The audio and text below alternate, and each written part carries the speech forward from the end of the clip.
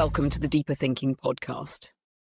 You snap at someone you love, and the echo hangs in the room like steam on cold glass. It is not just the sentence, it is the charge behind it, the small earthquake in your chest. Hours later, you find yourself replaying that instant, rewinding tone, pitch, tempo, hunting for the fault line. What was I guarding? What fear pushed through my throat? In that quiet audit, a door you never knew you owned swings open. This is not an alibi machine. It is the start of a loop. Freedom, in the story we are telling, is not the heroic power to override every cause. It is the readiness to step back inside the moment with new eyes, to revise meaning as you would an unfinished draft. Narrative thinkers like Paul Ricoeur and Dan McAdams remind us that identity is stitched from scenes we revisit, edit, and revoice.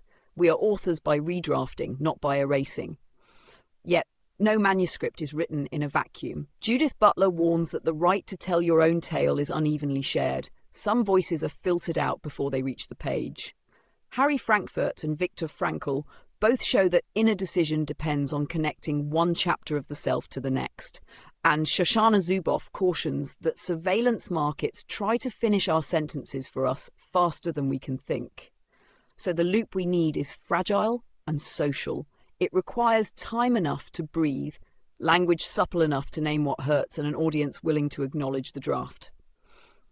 When those conditions thin, reflection shrivels. Blame becomes shorthand for understanding. Judgment outruns curiosity. But when the loop is scaffolded, a pause between stimulus and response, a vocabulary for doubt, a witness who says, "I see you trying," agency thickens. Responsibility ceases to be a final verdict and becomes a practice of iterative authorship. Picture a teacher who pauses the lesson after a cruel joke ricochets across the class, not to punish, but to ask what story that laughter just told about belonging. Or a judge who delays sentencing by 48 hours so remorse can mature into comprehension. These pauses are not indulgences, they are the structural beams of agency, the breath that lets the next sentence be different from the last. This episode begins in that circulating space, the uncomfortable, hopeful pause after a misfire, where meaning is still wet clay. We will trace how loops form, how they break, and how institutions can design for their return. Because the measure of freedom is not how rarely we err, but how deeply we are allowed to re-enter our own stories. You sit in a fluorescent lit classroom just after a joke has sliced the air and left one student shrinking inside their hoodie. The teacher doesn't reach for detention. She slides the desks into a circle and asks each voice, even the silent ones, what story that laughter just told. In the 10-minute hush that follows, the room practices a skill schools rarely grade: collective reflection. Chicago's Restorative Circles have found suspensions fall by more than a third when time is deliberately reserved for this kind of narrative repair. The joke is not excused, it is examined, named, rewritten by the very mouths that made it. Slowly, the heat disperses and something sturdier than discipline forms, a shared loop the class can re-enter the next time tension flares. Freedom expands or contracts on such architecture. Fly north to a low-security island prison in Norway, where cells resemble dorm rooms and guards train as social workers. Within that deliberately humane design, recidivism drops below 20%, not because crimes are forgotten, but because the loop stays open long enough for remorse to ferment into comprehension. You watch detainees rehearse their own trials, drafting apologies until the syllables feel lived rather than performative. The state spends more per inmate now to spend far less later, betting on the idea that accountability without reflection is merely postponed repetition. Now unlock your phone. A social feed races past, engineered to compress thought into half-second impulses. Suddenly a grey banner attaches itself to a sensational claim, urging you to read community source context before you share. Data from the pilot shows misinformation retweets drop by almost a quarter when that note interrupts momentum. A few lines of code have inserted a micro-loop, a digital breath, proving that infrastructure, not willpower, decides whether the next click is reflex or choice. Remove the affordance and the loop collapses. Outrage fills the vacuum where deliberation might have taken root. These scenes reveal that moral authorship is not an internal trophy, but an infrastructural privilege. Second-order desires sprout only in soil aerated by pauses, vocabularies, witnesses. To build an architecture of re-entry, we must spend bureaucratic capital on temporal slack. 48-hour sentencing buffers, feedback windows in syllabi, friction layers in code, even strategic silence in conversation. Such structures do not soften accountability, they refine it, because only when you have room to examine a choice can you truly own its revision. Where systems refuse that room, freedom contracts to a slogan. Where they gift it, the loop deepens and responsibility matures into a practice of continual, visible becoming. Imagine an urban hospital triage desk just after midnight. A paramedic wheels in a patient rattling with withdrawal tremors. The protocol demands rapid assessment, a signature, a bed. But this ward has woven a 40-minute reflection slot into intake. Patient and nurse sit together, tracing the ragged timeline that led here. Not therapy, not confession, simply mapping cause and consequence aloud. Studies show the practice cuts return admissions by nearly half, not because pain is instantly solved, but because the narrative map becomes a compass the moment discharge begins. A loop is built where crisis once sealed shut. Shift to a university code sprint where students race to ship prototypes. One team's app flags hate speech threads, but their algorithm skims for slurs, missing subtler humiliations. A teaching assistant interrupts. Pause. Name 3 reasons a user might lash out and 3 ways design could invite reflection instead of retaliation. The room groans. Deadlines loom, but the exercise births a timer that delays hostile posts by 60 seconds unless the author rewrites. Early tests slash abusive comments by a third. The team learns that code can stage a moral vestibule, stretching milliseconds into conscience. Now picture a restorative town hall meeting after a factory closure. Former employees, local officials, and executives sit in concentric circles. A facilitator asks each half circle to retell the shutdown from the other's vantage. It is excruciating. Executives revisit lines they rehearsed for shareholders. Workers voice anxieties usually traded only at kitchen tables. Yet by forcing reciprocal storytelling, the event transforms blame into negotiated responsibility.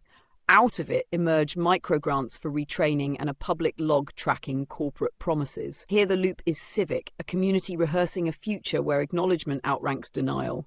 Across these sites, the pattern repeats. Reflection requires engineered slack. Without built-in pauses, pain defaults to repetition, design to extraction, power to opacity.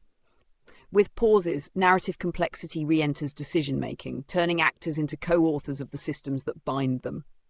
The freedom that surfaces is not weightless autonomy, but weighted authorship, threads of choice strengthened by time, language, and shared witness. The ethical implication is stark. Any system that consumes human action must budget for narrative return. Safety briefings should end with space for questions not yet formed. Compliance dashboards should light up when reflection time dips below a humane threshold. Even a domestic argument deserves a ritualized moment of silence before verdict. Wherever the loop is scaffolded, responsibility matures. Wherever it is stripped for speed, agency erodes into reflex, leaving only the brittle shells of intention. You open your phone after midnight, eyes half drowsy, thumb already scrolling. The feed thinks faster than you do, hurling petitions, outrage, delight in a single blur. Every swipe is a microscopic wager that speed outruns regret. Platform engineers call this engagement, but it is really the erasure of vestibules, a design that edits reflection out of the script. The freedom you feel, tap, react, reshare, is a freedom trimmed to impulse, a carnival with no exit gate. Yet even here, a loop can be planted. Imagine a toggle that slows the scroll by a breath each time the algorithm detects rising effect. A single-second deceleration so subtle you cannot quite name it, just enough for the question to slip in. Why am I amplifying this? Early prototypes show inflammatory reposts fall by nearly 40% when that nanoscopic hesitation is enforced. It is a seam small enough to stitch deliberation back into a system built to fray it. The same logic scales to finance. Automated trading desks route billions through decision trees that close in microseconds. When mispricing triggers a cascade, regulators pause markets, a circuit breaker that looks less like control than mercy. Those enforced minutes perform what traders alone cannot. They give collective thought room to exist. The economy breathes because someone installed a loop inside its machinery. We rarely call this moral architecture, but it is. Values live in latency settings, in whether code chooses patience over velocity. Consider journalism. A breaking news newsroom once sprinted to publish first, correct later. After a string of headline fiascos, an editor instituted a policy of mandatory triple sourcing. Reporters protested, clicks dipped, then trust indices rose. The loop cost traffic, earned credibility, and revealed that brand equity is itself a function of built-in hesitation. Every domain that prizes speed eventually meets the same paradox. Without structured pauses, accuracy, empathy, and even profit erode. The loop is not anti-efficiency. It protects the long arc of efficiency from the short fuse of haste. When critics scoff that such friction coddles the inattentive, remember the classroom circle, the Norwegian cell, the hospital intake. Loops do not lull. They discipline. They demand you face the weight of your next act rather than float on default momentum. If velocity were virtue, wisdom would sound like a cannonball. Instead, it sounds like breath, the barely audible beat that lets meaning catch up to action. Designing that beat into the fast places of the world is the most radical freedom work we can do. A courtroom is a theatre of finality, yet beneath the marble and oaths pulses a quiet war over time. Prosecutors race to secure pleas before nuance spoils the narrative. Public defenders triage cases like emergencies, 30-second huddles in hallway corners. At sentencing, the judge lifts a hand for statements, victim, defendant, family, but the clock already leans forward. What if the script paused instead? Imagine a mandated interval between verdict and punishment, in which the person convicted must write, speak, and listen. A letter to the harmed, a dialogue with community mediators, a personal timeline mapping choices and chances that led here. Not a loophole, a loop, an architecture for reckoning. Pilot projects that insert such narrative intermissions report lower recidivism than jurisdictions that treat remorse as performance art. The difference is measurable. When a life is given pages rather than footnotes, accountability attaches to context, not caricature. The same principle could rewire corporate governance. Boardrooms decipher quarterly returns as if numbers arrived immaculate, unstoried. Introduce a reflective audit. Before profit announcements, directors must publicly narrate the human and ecological costs nested in each metric. Share price spikes might cool, but trust premiums, harder to chart yet vital, tend to rise. Investors increasingly price resilience, and resilience is the patience to consider consequences before they metastasize. Loops scale upward like that. A personal breath becomes a civic buffer, then an economic safeguard. At home, loops look simpler yet feel harder. A teenager slams a door, a partner withdraws behind a screen, silence stiffens into certainty. Here, architecture is ritual. A household agreement to reconvene after conflict, no phones, one candle, 10 minutes of uninterrupted telling can prevent minor hurts from calcifying into identity. Neurologists note that narrating distress while the amygdala is still lit rewires memory traces, turning raw alarm into encoded learning. The loop is biochemistry wearing moral clothes.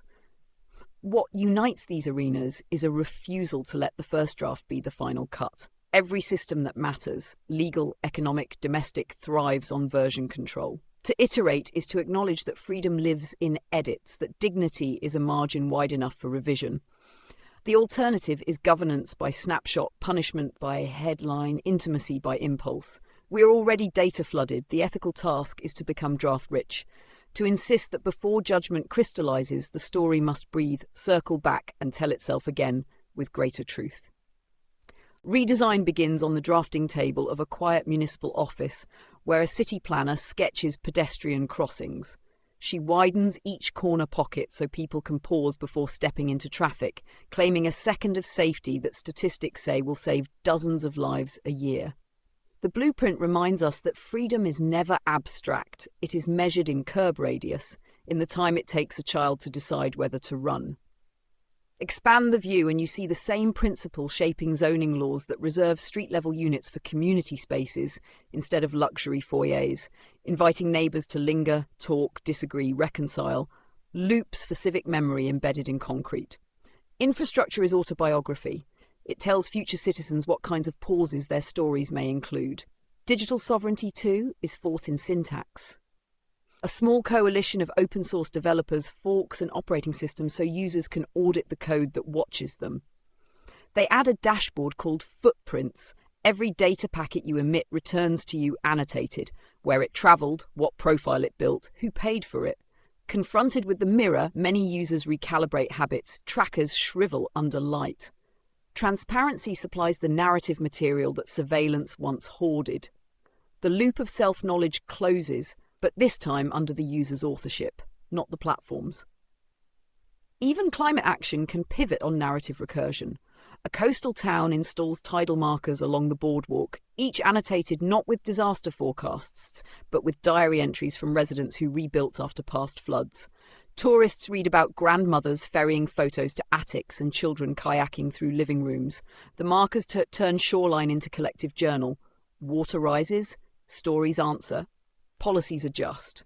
When a new storm season looms, the town council revisits those entries before voting on seawall expansions, grounding expenditure in lived memory rather than abstract risk models. At every scale, loops translate possibility into practice. They hinge on 3 design commitments: grant time that exceeds urgency, reveal information that exceeds ignorance, and foster witness that exceeds solitude. The planner's curb, the coder's dashboard, the town's markers all lengthen attention just enough for alternate futures to surface. None abolish constraint, they redistribute it, shifting friction from moments of reflection to moments of harm.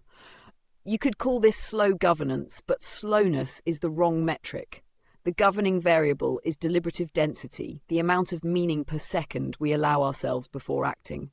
Dense moments feel slow only to a culture addicted to haste. Re-engineering freedom therefore means recalibrating tempo, embedding thoughtful overdrive gears that engage precisely when habit would default to sprint.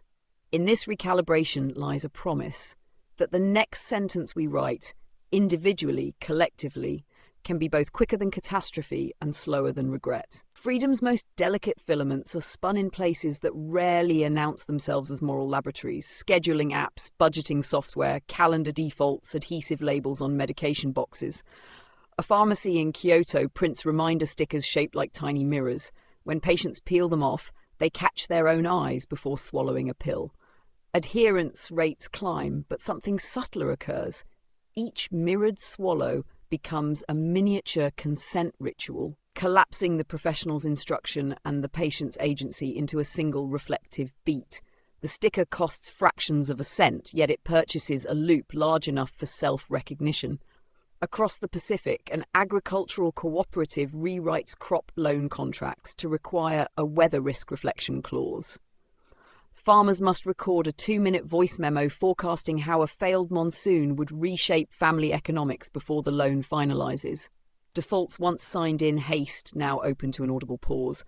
The memos later feed a community archive that informs drought insurance design. The loop migrates from private precaution to public policy, demonstrating how reflective density scales by accreting modest acts. In Berlin, a policy hackathon tackles pedestrian fatalities by reframing the metric of success from average travel speed to average narrative cohesion, the percentage of commuters who, when surveyed, can coherently recount near misses and propose fixes. City engineers embed QR codes on crosswalk poles that ask 2 questions. What nearly happened? How might this crossing tell a safer story tomorrow? Submissions cluster around blind corners. Within months, bollards and sightlines are adjusted. Accidents fall, but equally important, residents feel authored into the asphalt, their stories folded back into design. When the public narrates risk, infrastructure reciprocates with care. These examples sharpen a final principle. Loops multiply when reflection becomes a currency that institutions are obliged to accept. Mandate narrative tenders alongside financial bids, require time use audits that tally not only labour hours but contemplative minutes, and software under agreements that guarantee user review periods before major UI shifts. None of these demands perfect virtue. They merely price haste correctly. Speed is not outlawed, but its hidden subsidies. Unquestioned assumptions, unreckoned externalities are surfaced and taxed in deliberative tokens. The project before us, then, is neither utopian nor punitive. It is accounting, ensuring that every act carries the full cost of its own unfinished meaning. A society that installs such ledgers will still stumble, but its errors will be draftable, corrigible, open to collective red ink. Where loops are tender, Freedom circulates. Where they are counterfeit. Moral liquidity dries and citizens trade in brittle certainties. The mirror sticker, the 2-minute memo, the QR poll, each is small, but together they sketch the balance sheet of a civilization that refuses to spend its future on irreversible moments. You return to the quiet room where all this began. The air no longer trembles with the echo of your outburst, yet a faint imprint remains, like warmth where a hand has left wood. You sit in that imprint, recalling every loop we have traced, from prison islands to mirror stickers to algorithmic breaths, and you realize they share one purpose: to keep this room open. Because the instant you snapped was never the whole story, it was a fragment awaiting its second draft. You inhale, feeling the beat of blood in your wrists, and understand that physiology itself offers a model. The heart contracts, relaxes, fills again. Contraction without dilation would be death. Likewise, judgment without reflection starves agency, so you let memory dilate. The anger you hurled carried an older hurt. The silence that followed concealed an unspoken plea. Naming them does not excuse them, it repatriates them, folds them back into the narrative terrain where choice can operate. Outside, systems wrestle with the same physiology. A Justice Department pilots a second hearing docket that reconvenes 6 months after sentencing, adjusting terms based on proven growth. A social platform adopts a reflective dividend, rewarding posts that users voluntarily amend after reading opposing evidence. A national curriculum inserts portfolio weeks twice a year, allowing students to revisit, annotate, and publicly revise their own earlier work. None of these reforms guarantee virtue, but each converts time into tensile strength, stretching the social myocardium so it can pump nuance through public life. The personal loop mirrors the civic. You draft an apology not to erase the past, but to thread continuity through it. I see where the quake began. I see who it shook. I am building safer architecture inside my voice. You read it aloud, invite feedback, tweak phrasing until dignity sits on both sides of the sentence. In that labour, you feel the strange relief of earned responsibility, lighter than guilt because it breathes, heavier than denial because it holds weight. The apology becomes precedent. Next time agitation sparks, the room will be larger, furnished with pauses. Freedom, then, is neither pristine choice nor cosmic accident. It is the engineered capacity to reopen texts, legal, digital, bodily, relational, before they calcify.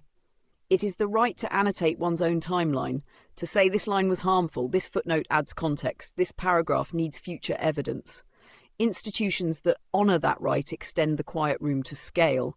Those that ignore it shrink citizens to actors in someone else's script. You stand, slide open the door and carry the architecture of re-entry into the corridor, knowing every threshold can be widened just enough for the next draft to walk through. You step outside and discover the corridor is not a corridor at all, but a branching network of rooms, each with its own door cracked open, waiting. In one room, a policymaker studies a heat map of eviction notices and drafts a 24-hour reflection clause that landlords must sign before filing. In another, a game designer codes a second thoughts mode that saves a player's rash choices and lets them replay the same scene with wiser intent. A librarian nearby curates a public archive of first apologies and final revisions, proving that contrition too can be literature. Everywhere you look, people are bending steel and syntax to hold the extra beat in which meanings pivot. The work is messy, glitchy, slow, yet the result shimmers. A civic metabolism that metabolizes error into vision rather than scar tissue.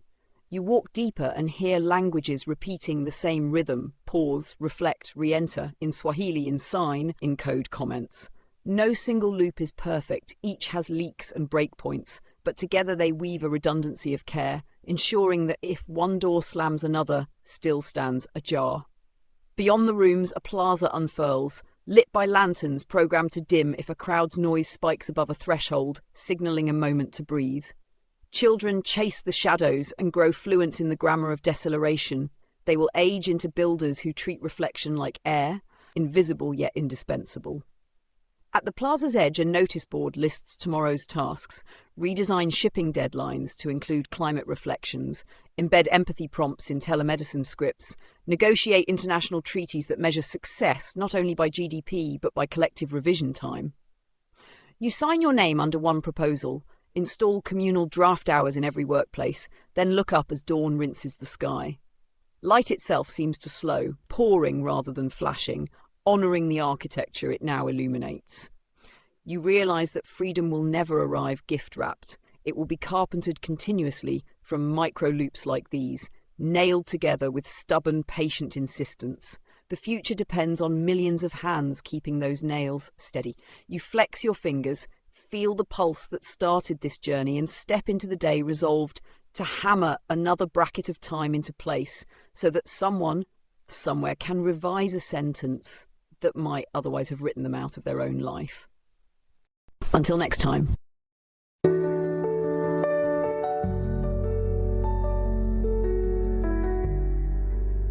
Thank you for listening to the Deeper Thinking podcast. This episode was digitally narrated by Holly, who helps bring our ideas to life. And thank you for your positive reviews on Apple Podcasts. They help us reach more people like you.